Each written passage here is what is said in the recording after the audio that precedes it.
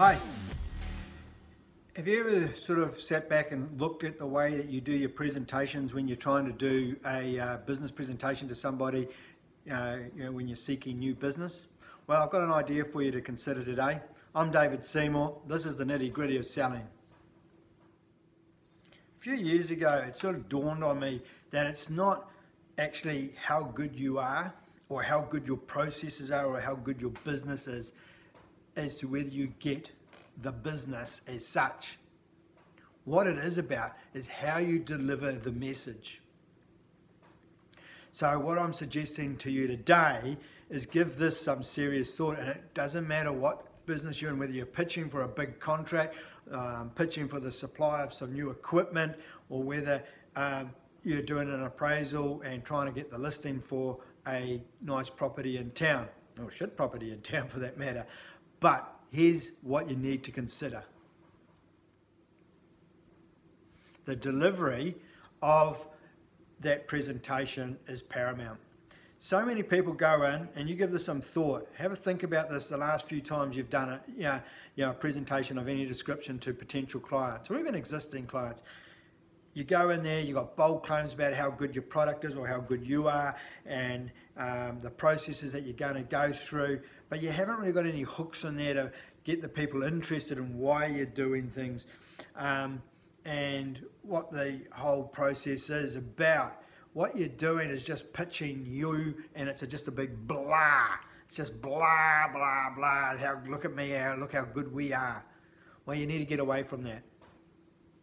It doesn't matter what level you're pitching at, whether you're just a small one-man band or whether you're a corporate salesperson pitching for million-dollar business contracts. What you need to be able to do is meet with your clients and present them with a story. Now that story has to have a key message to it about how you're going to be able to help them, but it must be relevant to their situation, not a bit airy-fairy and things about in the past and so forth. But you need to have a sort of a hero type approach about how you are going to be able to deliver in such a way that they think you're a hero. And they've got to be able to identify with the story. So what you're actually doing is creating some conflict, showing them the issues that they've got, and they already know this, right? You already know that as a buyer that you've got conflict, and that's why you've gone looking for a solution. But you need it spelt out to you and get it understood. So as a seller, you're showing the buyer the conflict. And if you're selling real estate, it's that conflict of all the issues of trying to sell privately, or all the issues of the legal requirements and how buyers react and the processes that are involved and that sort of thing. If you're pitching for a new bit of equipment sale, maybe in the printing, maybe photocopying and time, you've got to go through and show them all the hiccups and all the issues that they already have and the slowness of the current process. But then you've got to be able to show them a resolution, and a simple resolution that they can really gel with, and go through and show them how your resolution, your solutions are going to work. Rather than just throwing big bold facts and claims about this is the greatest machine or I'm the greatest salesperson, you need to actually go through and figuratively hold their hand from the start of the story to the end, so they really feel a bond with you. It's called trust and respect. You're not just pitching, I've got the best deal, the cheapest deal, or whatever it may be. It's about how you understand their situation currently and how you can move through that process with them, and how you can come to a resolution or a solution. So you need to be able to do that. You need to make the story so it resonates with people, so they really feel that urge to say, yes, I want you on board. Now you might not be, you might be the second tier person in respect of the sales or the company that they're looking at. But if the big number one guy is out there just banging away about how great they are, look, we've got this business and this business and this business, but you actually can sell them on the story about how you understand their conflicts, their pain, and how you can work through them with them and show them how it's going to work and show them the resolution, tell them time frames and things like that, the buyer is going to want to do business with you more likely than not, than having that salesperson who's just bang, bold numbers, look at me, how great I am. I hope that that actually makes sense.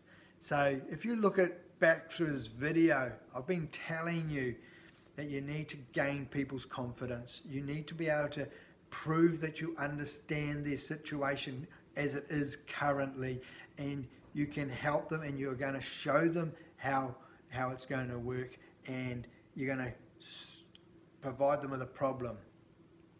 As I heard once before, or more than once before now, I should say, is you need to tell the people what you're going to tell them, then you're going to tell them what you're going to tell them, and then when you're finished, you're going to tell them again what you've told them in brief, so they really get the picture. And then, at the end of all that, it's ask for the business. That's simple. So once you've asked for the business, shut up